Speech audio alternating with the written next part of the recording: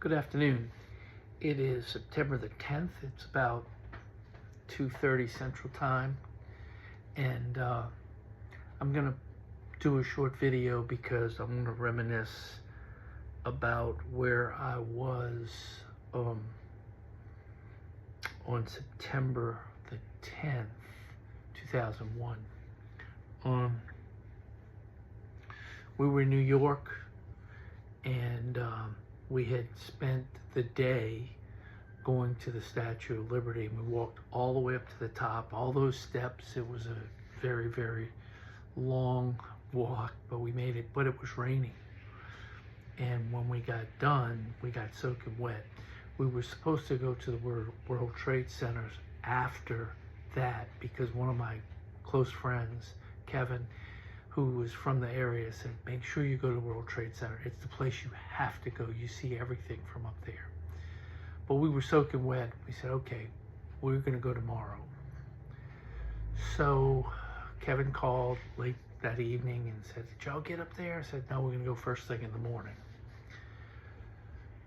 So I didn't really mean first thing in the morning, only because I was at a convention and I was on a committee, and I had a committee meeting first thing in the morning. So I got up, got dressed, went down to the conference room, went to the committee meeting, and it's while we were at the committee meeting that everybody's phones went crazy. And little did we know was that the World Trade Center had been hit, and a bunch of the cell towers were on top of the World Trade Center. So our phones were having a hard time working because of that. But we were right across the street from ABC, because we were in Times Square at the Marriott. And so one of the guys came in and said, incorrectly, but told us that the Capitol had just been bombed. So I called my wife in the phone inside the hotel. While I was on the phone with her, she saw the plane, the second plane, crash into the building. And we were like stunned. We just didn't know what was going to happen. So I wanted to share with you what it was like to be there that morning. But first I want to tell you that the night before was, this was a New York visit. I mean, we had gone to a show off Broadway. We'd go into the Statue of Liberty. We had a convention that started the next morning. My wife was going to continue to shop and do New York things the next day while I was at the convention. Then we were going to go to a play that night. Well, when all this transpired, they told us to stay put, basically. And they came in and told us that the convention hall, the two main ballrooms, had been commandeered, and one was for a triage for the people that were injured, and the other was going to be for a communal place to eat, a restaurant, whatever, cafeteria. Manhattan was locked down, no one on, no one off, and so we were basically stuck. So the restaurant and the hotel was still open, so we were able to eat normally that at first, and then by the time I got everything set up, you know, anticipating wounded, anticipating lockdown, then that's when things kind of got different. Well, by the end of the day, it was apparent that there were going to be no casualties coming, that nobody had survived, and were coming to be treated. And so they relieved that room of that designation, and things started to open up a little bit. So we actually walked outside, and it was eerie because you could, where we were at Times Square, you could look toward where the towers had been, right down 42nd Street, I guess it is, and you could see all that white smoke stuff. There was no traffic, no cars, no nothing on the street. We were just standing out. I was standing in the middle of the street. There was no traffic. So we kind of treaded water that night, and then the next morning when we got up, we went, and so this is the day after, and we actually went outside. We actually found a TGI Fridays and had a lunch. We had a hamburger for lunch. So some semblance of normal. Went to Fifth Avenue, no traffic. You could lay down across the street. I mean, it was just nothing. Still, you could look down toward the water down that way and just see all that stuff. So we decided to take a walk toward it to see. And when you got to Madison Square Garden, there were barricades, and you could not go any further.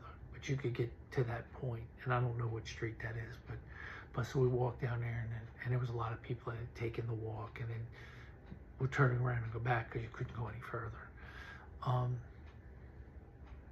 So we got back.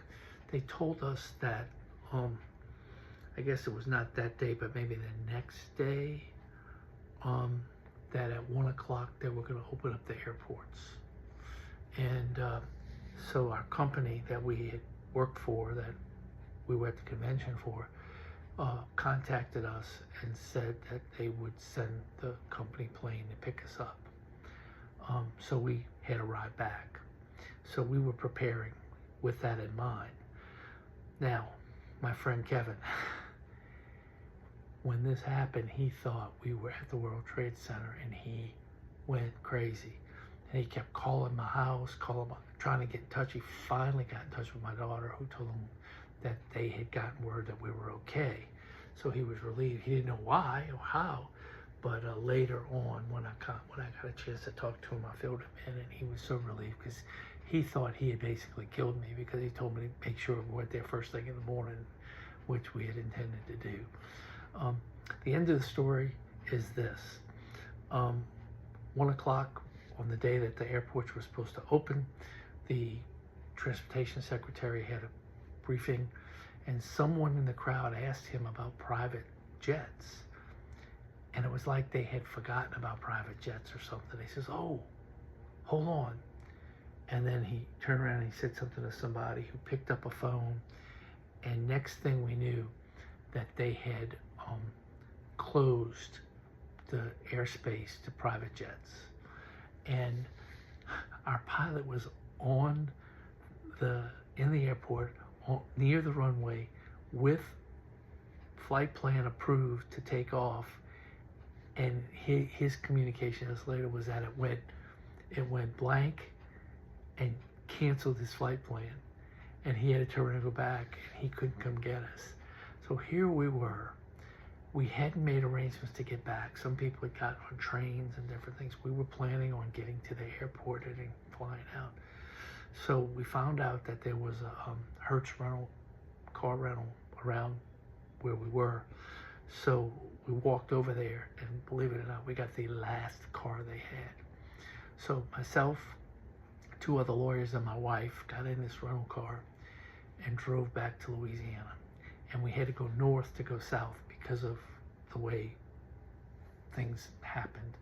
So we went up north across to New Jersey and came around. When we came around, you could look and you could see all the stuff in the air, and you could smell it, you could feel it. It was just the eeriest thing. So whenever 9/11 is coming, I have these memories. I thought I would share it. If you want to communicate with me, feel free to private message me or something. But I hope you enjoy the video. If you did, sign up for my channel, like the video, share it, and I will check in with you another time. God bless.